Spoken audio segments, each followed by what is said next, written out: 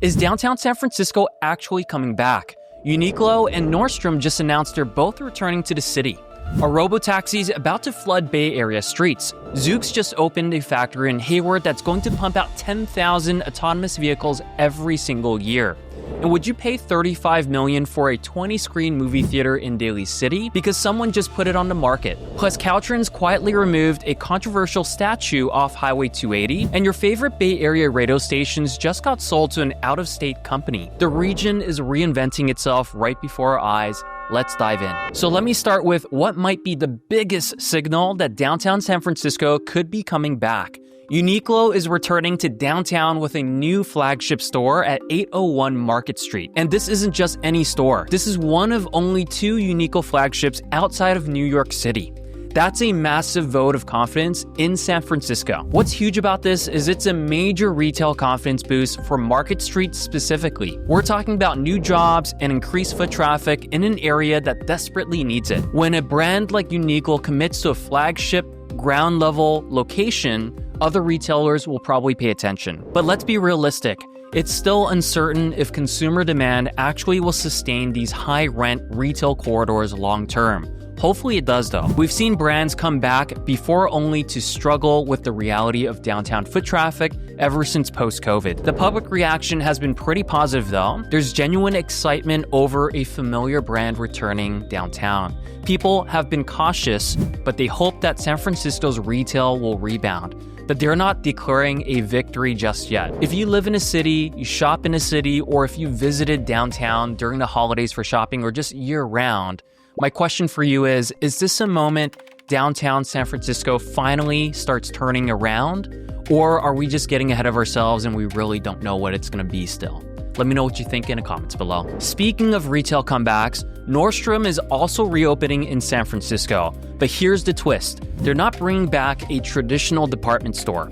They're opening a Nordstrom Local on Fillmore Street, which is completely different of a concept. Nordstrom Local is a smaller, service-based format that think personalized styling, order pickups, tailoring services, alterations. It's focused on services rather than a massive inventory on site. This fits the new shopping habits we're seeing where people order online but want that personalized touch, potentially in person, for hemming, for service, for alterations. The positive side is that the boutique experience model might actually work better in today's market versus a huge retail location as it used to be in multiple floors in San Francisco's shopping center. It's localized retail that doesn't require a massive square footage or inventory investment. The concern is reduced product variety, and it might not appeal to the traditional Nordstrom shoppers who might want to browse and buy on the spot. But as we know, shopping habits have changed. I'm sure your shopping habits have changed too. You might be doing a lot more shopping online now. Some people are skeptical about the reduced inventory. My question is, can a smaller service-driven store like this actually redefine San Francisco's retail future? Because if this works, we might see a lot more retailers adopting this model, needing less square footage. All right, now let's move on. IKEA is doubling down on its Market Street presence. Inca Centers is expanding their Market Street hub with something called L4. This is a 3,800 square foot event space that's going to anchor their downtown location. What's interesting is that they're combining food, retail, co-working, and events all in one community destination. They're calling it the meeting place concept, and it's pretty ambitious. The positive reaction is there's growing optimism about Market Street's energy actually returning. People are seeing real investment happening, not just talk, not just a lot of waiting, which there's still a lot of improvements, don't get me wrong, that downtown San Francisco needs. But the concern remains, is foot traffic sustainable enough to keep these ambitious projects viable long-term? The keyword long-term, not short-term. We've seen a lot of concepts launch with excitement, but then struggle 6 months, 12 months, 2 years after it. Here's what I want to know from you. Can this meeting place concept finally anchor San Francisco's downtown comeback? Probably not. It's only 3,800 square feet of a lot of vacant space. Or is this going to take more than retail and event space to bring people back downtown consistently? All right, moving on to the East Bay. Let's talk about something genuinely groundbreaking. Zoox just launched their first serial production plant in Hayward. This is a 220 square foot facility, and they're planning to build 10,000 robotaxis annually. Think about what this means. This is not a pilot program, they're committing to this space. This is a full-scale manufacturing of autonomous vehicles happening right here in the Bay Area. This is a major job creator and a huge manufacturing milestone for autonomous tech. The positive impact is massive job creation. We're talking about manufacturing jobs, engineering jobs, support jobs, and this cements the Bay Area's position as a center of autonomous vehicle technology. But there are real concerns here. As self-driving fleets expand, we need to think about infrastructure. We need to think about safety. And honestly, a lot of people are worried about automation's impact on traditional driving jobs. That might disappear in the near future. The public reaction is split. There's excitement over innovation and what this means for the future. But there's also real skepticism about how this reshapes the job market. My question to you is, how do you see robotaxis reshaping Bay Area work and mobility? Are we ready for 10,000 autonomous vehicles on our streets and more after every year? And I get it, not every single robotaxi is going to be built for the Bay Area, but I'm curious to know, what do you think about the future of driving or lack of driving? All right, coming back to the peninsula, to the Daly City area, where it's home to a 20-screen Century Daly City theater and 6 restaurants. The whole building just hit market for $35.7 million. Here's the interesting thing. This is a rare chance to own a fully leased entertainment hub with major peninsula visibility. It's got an IMAX screen, which is a big anchor. The property is currently generating income from all of the leases in place. The positive side is this is a turnkey investment for someone. Everything is already leased and operating. You've got the IMAX anchor, which is valuable, and there's definitely redevelopment potential if someone wants to reimagine the whole space. But let's talk about the elephant in the room. The theater industry is incredibly volatile right now ever since post-COVID. Streaming has changed everything. I'm sure you stream videos, you stream movies, you stream shows from your home. Movie attendance is not what it used to be. This raises real questions about long-term returns. Here's my question. Is this property a safe long-term investment if you had $35 million, or a risky bet on changing entertainment habits? Would you buy a movie theater complex right now for $35 million? If not, what kind of real estate or what would you buy or invest in instead? All right, moving on to media in the Bay Area. Connoisseur Media is acquiring Coit, KBLX, 99.7 Now, and K-Fox from Bonneville International. This is expanding their national footprint to over 220 stations. Talk about monopoly, because 220 stations owned by one brand. And obviously, commercials, ad space is going to be controlled by one company. On the positive side, this could bring renewed investment into local programming. My question for you is, do you still listen to the radio? Which station? New ownership might mean more community-focused content and regional broadcasting jobs. But the concern is out-of-state ownership might reduce Bay Area control over these stations. There's real risk of homogenizing what used to be very distinct station voices with their own local character. The public reaction has been pretty nostalgic.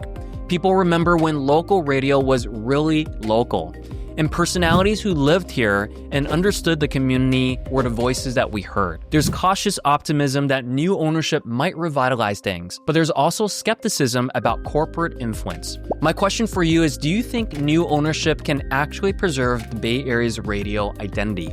Or is local radio just never going to be what it used to be? And what is your most fond memory growing up listening to the radio? Share in the comments below. Now moving into the city. Plans for 2834 San Jose Avenue in San Francisco's Ocean View neighborhood have been scaled down. Originally, they wanted to build 9 units, but now they're planning 6 one-bedroom apartments across 7,100 square feet. What's positive here is that it fits the neighborhood scale better. It's adding new housing near transit, and it encourages right-sized development that doesn't overwhelm the area. But the frustrating part is fewer units mean less impact on affordability and dense goals.